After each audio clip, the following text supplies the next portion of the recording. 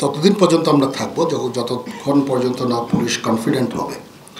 তারা যখন কনফিডেন্ট হয়ে যাবে তখনই আমরা চলে যাব। পুলিশ কিছু ট্রমার মধ্যে আছে, এই ট্রমাটা কাটিয়ে উঠলে পুলিশ তাদের দায়িত্ব সঠিকভাবে আবার পালন করতে পারবে।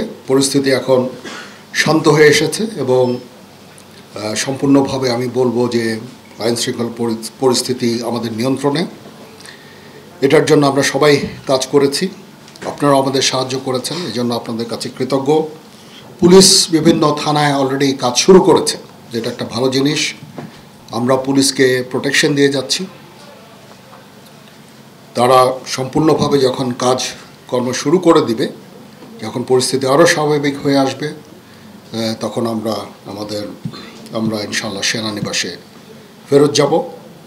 তো সেই পর্যন্ত আমরা থাকব, আমরা সবার সাথে থাকব, আপনাদের সবার সাথে থাকব এবং একসাথে আমরা কাজ করে যাব এবং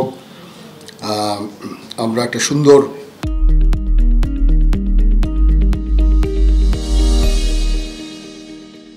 ভবিষ্যতের দিকে সবাই আমরা যেতে চাই।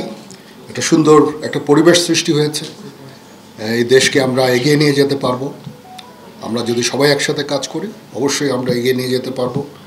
এখানে মাইনরিটি যে ইস্যুটা আছে, দেখলাম যে এখানে একেবারেই এরকম কোনো ঘটনা ঘটেনি।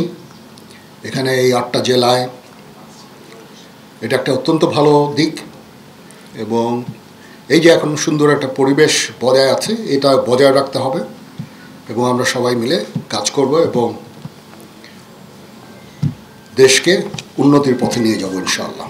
মাইনরিটি একটা ইস্যু নিয়ে কিছু কিছু কথাবার্তা হয়েছে, বাট 20টা জেলায় মোট 30টা এরকম মাইনরিটি রিলেটেড অরাজকতা হয়েছে। সেটা অবশ্যই একটাও কাম্য না, একটা হওয়াও কোনো কাম্য না আমাদের কাছে। আমরা এই বিষয়টা দেখছি এবং যারা অপরাধী তাদেরকে অবশ্যই আমরা শাস্তির আওতায় নিয়ে আসবো ইনশাআল্লাহ।